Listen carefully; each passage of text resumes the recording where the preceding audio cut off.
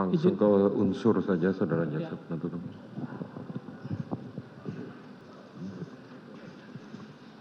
Kita masuk langsung analisa juridis.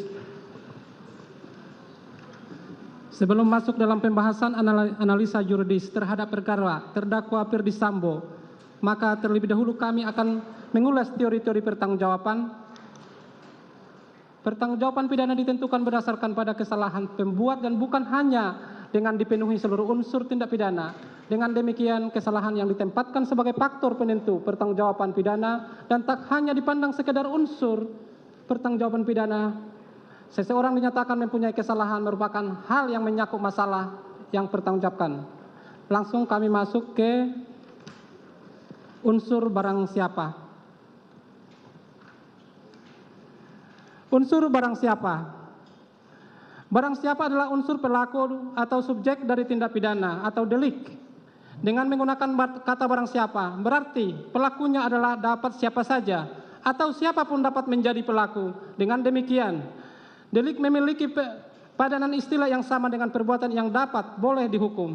Peristiwa pidana, perbuatan pidana, dan tindak pidana. Menurut Kamus Besar Bahasa Indonesia dari Kementerian Pendidikan dan Kebudayaan, delik adalah perbuatan yang dapat dikenakan hukuman karena merupakan pelanggaran terhadap undang-undang atau merupakan tindak pidana. Dengan menggunakan kata barang siapa, yang dimaksud dalam hal ini adalah terdakwa Ferdy Sambo SH SIK Master Hukum. Sebagaimana identitas terdakwa dalam surat dakwaan merupakan pribadi atau person atau subjek hukum sebagai pelaku tindak pidana, memiliki hak dan kewajiban dan memiliki kemampuan untuk bertanggung jawab, dipertanggungjawabkan atas perbuatannya yang dilakukannya. Terdakwa Ferdy Sambo tidak termasuk golongan orang-orang yang tidak dapat dipertanggungjawabkan atau perbuatannya karena kurang sempurna akalnya atau karena sakit berubah akalnya. Dalam hal ini, terdakwa Ferdy Sambo dalam keadaan sadar atau waras mampu menjawab semua pertanyaan yang diberikan kepadanya dengan baik. Yang dimaksud dengan unsur ini adalah setiap orang atau manusia baik laki-laki maupun perempuan yang mempunyai hak dan kewajiban sebagai subjek hukum, tidak catat mental jiwa, tidak terganggu ingatannya, serta tidak tergolong dalam kelompok orang-orang yang dalam bertindak berbuat diklasifikasikan sebagai alasan pemaaf atau alasan pembenar yang dapat menghapuskan hak penuntutannya sebagai yang dimaksud buku 1 bab 3 KUHP tindak pidana, tidak mensyaratkan kualitas tertentu untuk melakukannya sehingga dapat meliputi siapa saja sepanjang merupakan subjek hukum perseorangan. Dalam perkara ini adalah terdakwa Ferdy Sambo sebagaimana fakta hukum selama dalam menjalani proses persidangan dari mulai pembacaan surat dakwaan sampai saat ini pembacaan tuntutan. Terdakwa Ferdy Sambo mengerti dan memahami serta mampu menjawab dengan baik setiap pertanyaan yang dikemukakan, dan selama menjalani persidangan terdakwa Ferdy Sambo sehat jasmani dan rohani serta cakap dalam menjalani proses persidangan. Dengan demikian, unsur barang siapa telah terbukti dan terpenuhi secara sah dan meyakinkan menurut hukum. Unsur kedua, dengan sengaja. Berdasarkan fakta-fakta hukum yang terungkap di persidangan terhadap terdakwa Ferdy Sambo, di mana dalam rumusan salah satu unsur pasal 340 KUHP ada unsur dengan sengaja. Unsur dengan sengaja membuat unsur subjektif atau unsur objektif sebagai berikut. 1. Unsur subjektif dengan sengaja.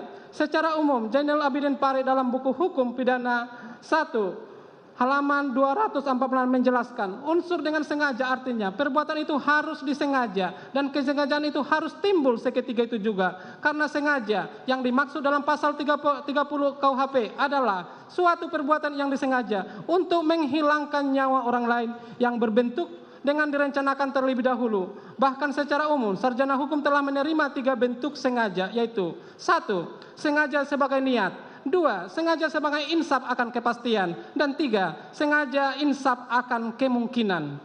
Bahwa selain itu dikenal dalam 3 corak atau tindakan maksud sengaja, yaitu dengan sengaja sebagai maksud, yaitu bahwa perbuatan pelaku memang bertujuan untuk menimbulkan akibat yang dilarang tersebut.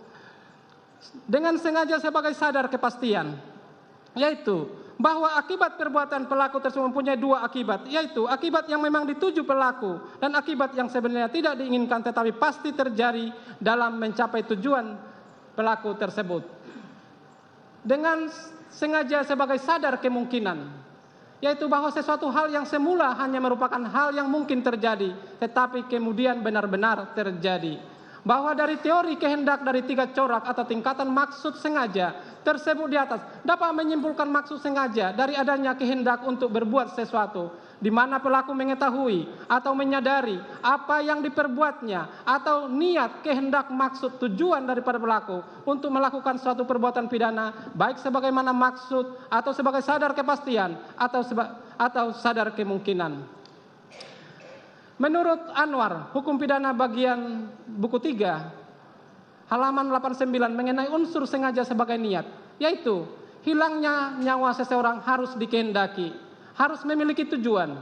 Suatu perbuatan dilakukan dengan maksud atau tujuan atau niat untuk menghilangkan nyawa seseorang. Timbulnya akibat hilangnya seseorang tanpa dengan sengaja atau maksud tidak dapat dinyatakan sebagai pembunuhan. Jadi dengan sengaja berarti mempunyai maksud atau niat atau tujuan untuk menghilangkan nyawa seseorang.